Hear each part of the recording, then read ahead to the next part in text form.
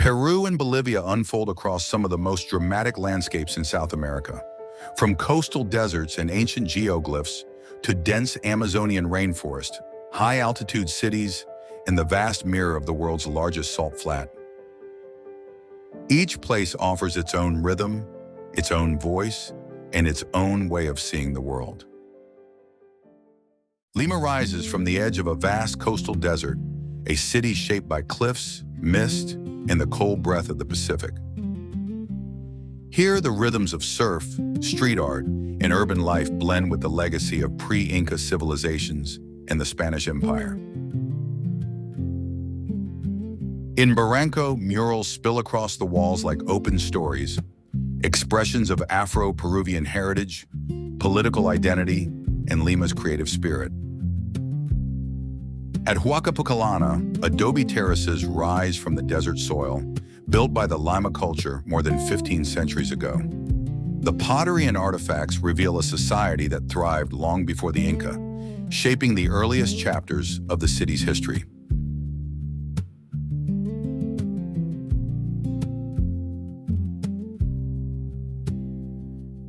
As dusk settles over Plaza Mayor, the cathedral glows with colonial grandeur. Once the seat of the Spanish viceroyalty, this square was the political and religious center of an empire that stretched across South America. These enclosed balconies were once symbols of status and privacy, shaping the architectural identity of the old city. These murals reflect a Peruvian tradition of humor, illusion, and social commentary woven into everyday architecture. The Tapada Limeña, a woman veiled except for one eye, was once an icon of colonial Lima. This distinctive style blended elegance with anonymity, giving women a subtle form of autonomy in a rigid social world.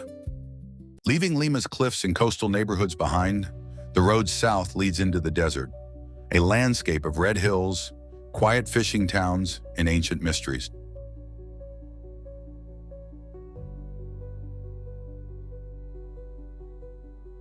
Hacienda San Jose stands as a reminder of Peru's colonial past. Its courtyards and arches echo with the deep Afro-Peruvian heritage rooted in this region.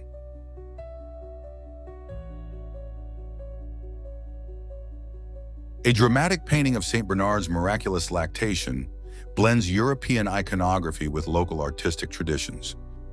At El Chaco, boats gather along the waterfront, preparing to cross the cold waters toward the Ballestas Islands.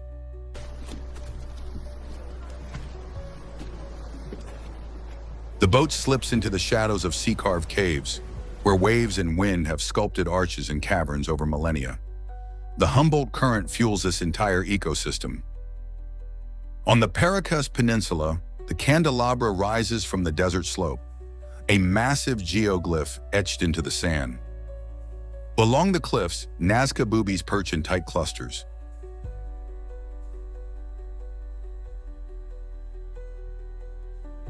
Offshore, Inca terns dive in a frenzy, chasing schools of small fish. Two blue-footed boobies stand side by side, their vivid feet a key part of their mating display. A Peruvian pelican preens its feathers, preparing for flight.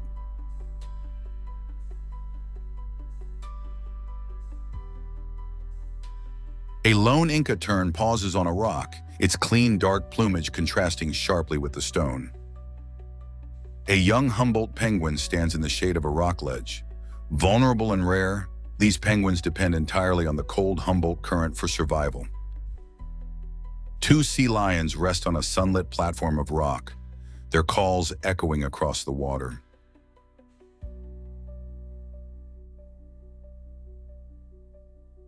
In the Paracas Dunes, our dune buggy races across shifting sand. The desert becomes a playground of wind-sculpted ridges and rolling terrain.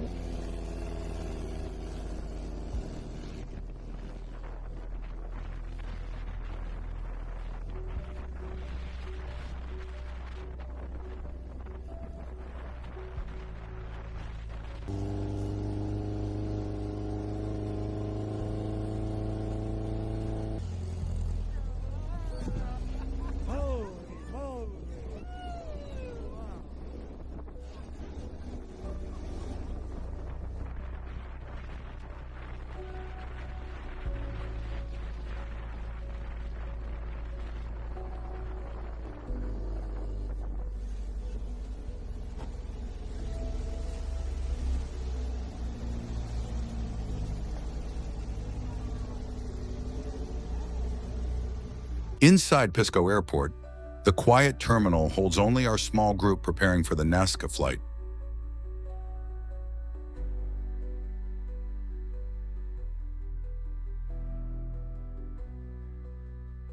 In the cabin, passengers brace for the experience. The small plane tilts sharply from side to side, giving each window a perfect view of the desert floor. The astronaut appears first, a figure with large eyes carved into a hillside. The monkey stretches across the desert with a long spiral tail. The hummingbird is one of the most precise geoglyphs, its lines forming a delicate figure that may have been part of ritual offerings. A simple spiral marks the desert floor, a geometric motif tied to cycles of water, movement, or ritual pathways. The spider's long legs extend across the sand. The condor spreads its wings across the plain, symbolizing the upper world in Andean cosmology. The lizard lies partially cut by a modern road, a reminder of how ancient designs intersect with contemporary life. From the dry expanse of the desert, the journey shifts dramatically eastward. A flight across the Andes brings us to Iquitos, a city surrounded by rainforest and reachable only by river or air. Here, the Amazon becomes the lifeline of daily life, connecting wildlife, communities, and traditions across a vast green world. Days before Peru's Independence Day, the Plaza de Armas fills with music, banners, and marching groups. A group of women in bright tunics and red caps watches the procession pass. On a nearby corner, a coconut vendor slices open fruit with a single strike of his cleaver. Tuk-tuks buzz through the streets, weaving between buses and motorcycles. These three-wheeled taxis are the heartbeat of Iquitos, carrying people through the humid, lively maze of the city. Inside the Museo Amazónico, exhibits trace the region's cultural history. Outside, ornate tiles and ironwork recall the rubber boom of the late 19th century. At the waterfront, a river bus pulls away from the dock. This is our first glimpse of the Amazon. At a local rescue center, caiman and turtles rest atop one another, sharing space in a calm enclosure. Bright macaws and parrots perch nearby, recovering under careful supervision.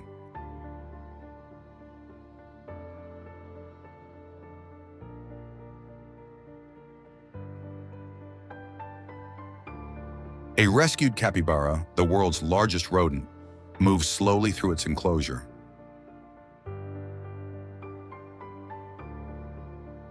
Returning to the city, a wooden cabin bus rattles along the road. These handcrafted vehicles are a hallmark of regional transport, simple, sturdy, and full of character. A tuk-tuk carries us toward the Bridge to Nowhere, a structure that extends over the riverbank but never connects to a road. Beneath it, a makeshift market thrives.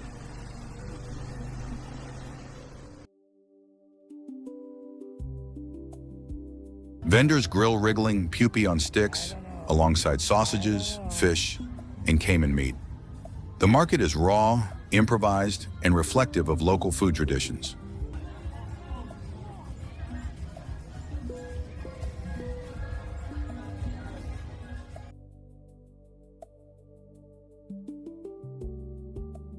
Iquitos' main market is a sprawling maze of vendors, loud, crowded, and overflowing with goods from across the region. Bush meat appears on tables, a controversial but long-standing part of Amazonian subsistence culture.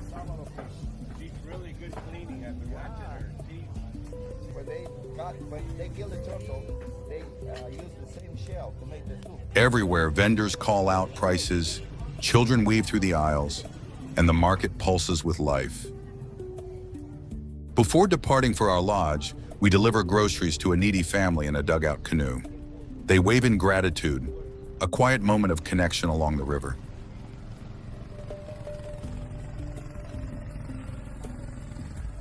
From inside our riverboat, the Amazon unfolds ahead. Our lodge's wooden dock appears along the shore, marking the start of life deep within the jungle.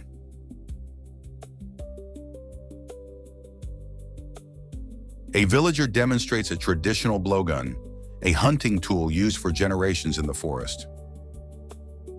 Another shows how leaves are woven into thatched roofs.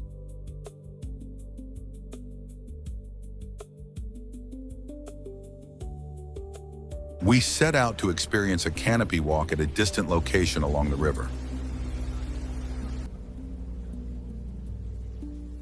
High above the forest floor, suspension bridges sway between towering trees.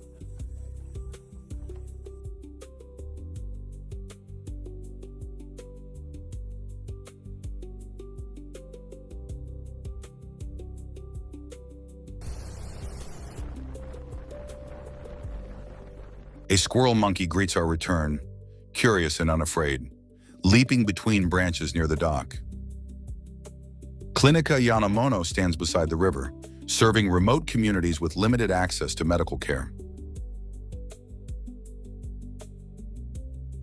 Dr. Smith speaks to us about the clinic's mission, providing care where roads do not exist and the river is the only life. As we depart for Monkey Island, a swimming iguana glides through the water. A woolly monkey gazes back at visitors.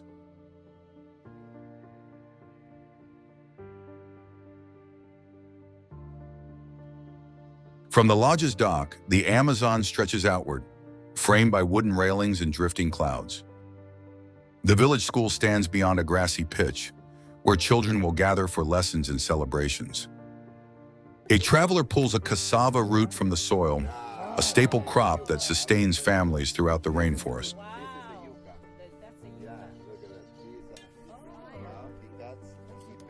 In the assembly hall, young students perform a dance to thank us for supporting their school. In a classroom, students wear red and white hair clips, small symbols of Independence Day woven into daily life. A three-toed sloth clings to a tree, moving with slow, deliberate grace.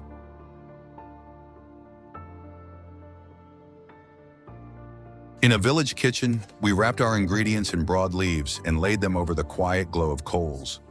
The forest lent its character to the food as it cooked.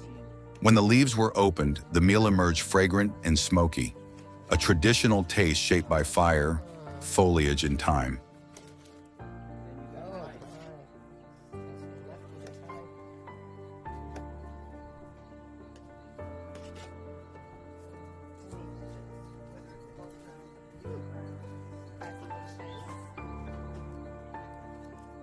On our way to fish for piranha, a pink dolphin breaks the surface, its tail flicking before disappearing into the river's murky depths.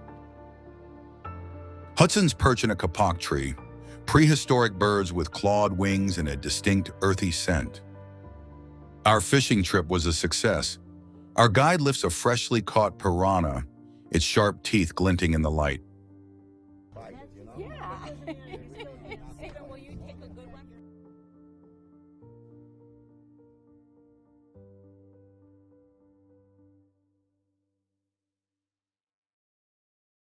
Leaving the humid rainforest behind, we climb into the high Andes, where thin air and steep mountains define the landscape. La Paz rises inside a natural bowl of earth and stone, and beyond it lies Lake Titicaca, a cradle of Andean civilization, and a place where ancient traditions endure beside snow-capped peaks. From above, La Paz appears as a vast amphitheater of homes cascading down the mountainsides.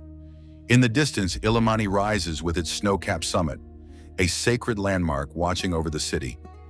A cable car glides across the skyline, suspended between the city and the mountains. La Paz's aerial tram system is one of the most extensive in the world. From the cable car, a mural comes into view, Japanese and indigenous women side by side. Another mural honors women's strength and resilience, confronting domestic violence through bold color and symbolism.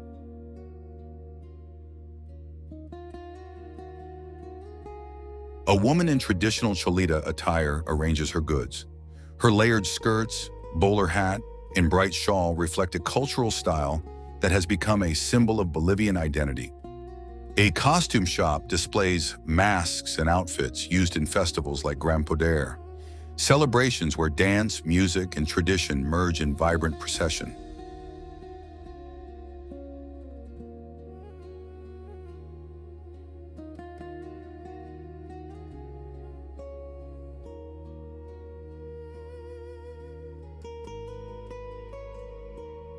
witch's market is a narrow street filled with esoteric goods, herbs, charms, and remedies used in traditional Andean rituals.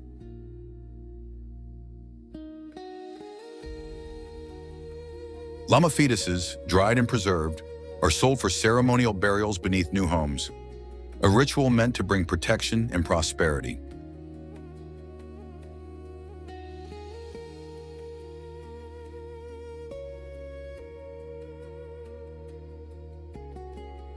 In front of the cathedral, newlyweds celebrate with music and dancing.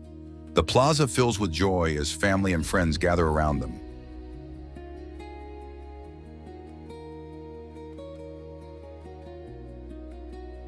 South of the city lies the Valley of the Moon, a geological wonder shaped by centuries of erosion.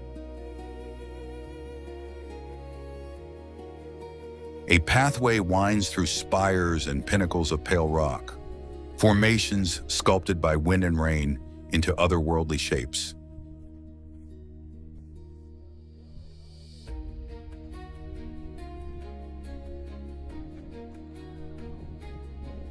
Up close, the rock reveals delicate textures, layers of sediment carved into fragile towers.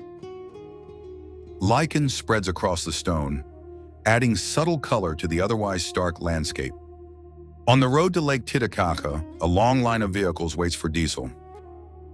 In El Alto, a building designed by Freddie Mamani bursts with color and geometric shapes. The distant Cordillera Real rises in jagged peaks, a dramatic backdrop to the high plateau. Huayna Potosí stands prominently, a towering peak beloved by mountaineers and revered in local tradition. At Lake Titicaca, Fermin Esteban demonstrates how traditional reed boats are built. These vessels have been crafted for centuries, using totora reeds harvested from the lake's shores. Our tour boat, decorated with reeds, floats nearby, blending modern tourism with ancient craftsmanship.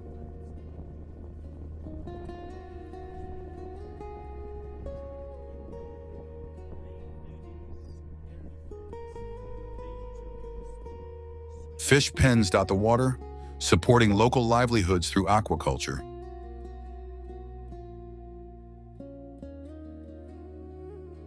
Along the shore, a reed boat builder gathers totora reeds, cutting them by hand in preparation for the next boat. From the high-altitude city, the road leads south across the Altiplano. Here, the land opens into Salar de Uyuni, an immense salt flat that stretches beyond the horizon, a surreal world of white earth, cactus islands, and sunsets reflected in water.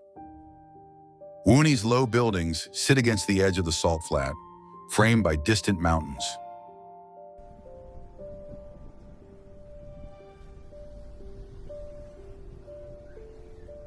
Rusting locomotives and abandoned cars lie scattered across the desert, relics of the mining boom that once connected Uyuni to the world.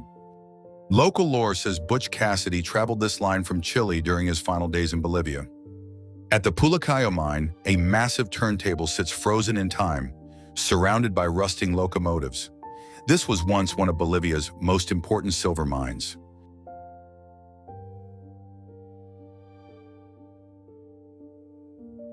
The ghost town sits quietly. Empty homes, silent streets, and the echoes of a vanished era.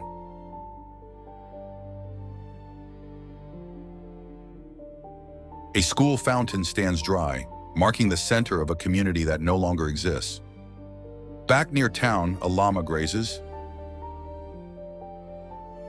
A local artist repurposes scrap metal into sculptures, transforming relics of the past into creative expressions. The salt flat appears as a pink and white horizon stretching outward to distant mountains.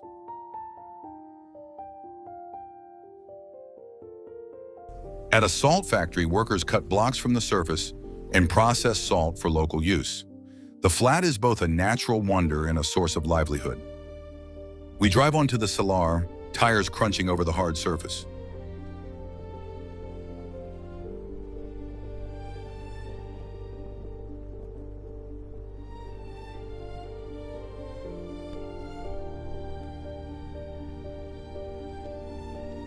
Far ahead, a dark island appears on the horizon.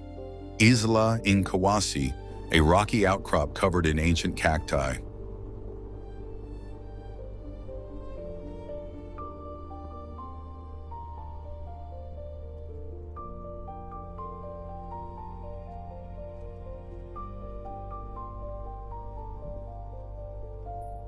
Giant trichocereus cacti rise from the island, some centuries old. Their tall forms stand like guardians over the salar.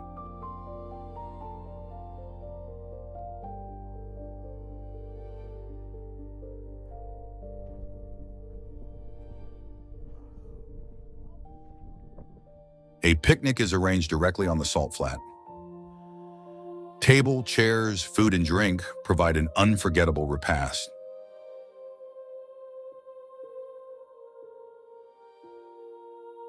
The ground reveals perfect geometric patterns, formed naturally as the salt dries and cracks.